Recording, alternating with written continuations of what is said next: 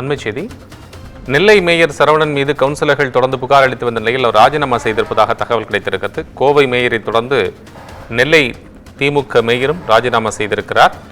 Mayor மீது தொடர்ந்து புகார்கள் எழுந்து வந்த நிலையில் மாமன்ற உறுப்பினர்கள் உள்ளாட்சித்துறை அமைச்சர் சந்தித்து அதற்கான மனு அளித்திருந்தார்கள். இந்த சூழ்நிலையில் கோவை மேயரை தொடர்ந்து நெல்லை மேயரும் ராஜினாமா செய்திருப்பதாக தகவல் நமக்கு கிடைத்திருக்கிறது. திமுக மேயர் சரவணன் தனது பதவியை ராஜினாமா செய்திருக்கிறார்.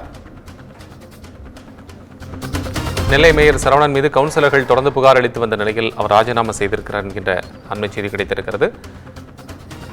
விவரங்களுக்காக செய்தியாளர் சிவகுமார் இணைப்பில். சிவகுமார், விவரம் சொல்லுங்க. வணக்கம். நெல்லை மேயராக பொறுப்பில் இருந்த திமுகவை சேர்ந்த சரவணன் அவர்கள் தற்பொழுது மேயர் பதவியிலிருந்து ராஜினாமா கடிதத்தை நெல்லை மாநகராட்சி ஆணையரிடம் வழங்கியிருக்கிறார். சற்று நேரத்திற்கு முன்பாக தான் கோவையைச் சேர்ந்த மேயர் கல்பனா அவர்களும் தனது ராஜினாமா கடிதத்தை வழங்கியிருக்கக்கூடிய நிலையில நெல்லை மேயர் சரவணன் அவர்கள் ராஜினாமா வெளியிடுவது அரசியல் வட்டாரங்களில் பரபரப்பை ஏற்படுத்தியிருக்கிறது. அதாவது தொடர்ந்து நெல்லை மற்றும் கோவை மேயர்கள் மீது திமுக கவுன்சிலர்களே தொடர்ந்து புகார்கள் அளிக்கப்பட்டு வந்த நிலையில அவர்களுடைய செயல்பாடுகள் திருப்திகரமாக இல்லை, அவர்கள் தன்னிச்சையான பல்வேறு முடிவுகளை எடுக்கிறார்கள் என்ற பல்வேறு குற்றச்சாட்டுகள் தொடர்ந்து அண்மை மாதங்களாக தொடர்ந்து திமுக கட்சி சார்பிலேயே புகார்கள் குற்றச்சாட்டப்பட்டிருக்கக்கூடிய நிலையில தற்பொழுது இந்த புகார்களின் அடிப்படையில திமுக தலைமை கழகம் அவர்களுடைய ராஜினாமா கடிதத்தை பெற்றிருக்கிறாங்க.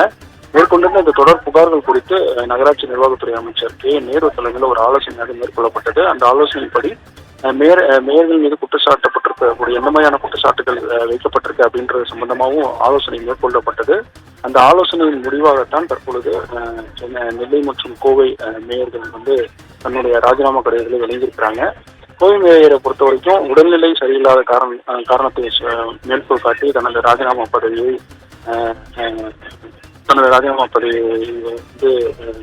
விலகியிருக்கிறதா தகவல் இருக்கு. மேற்கொண்டு சிவகுமார், உங்களுடைய விவரங்களுக்கு நன்றி.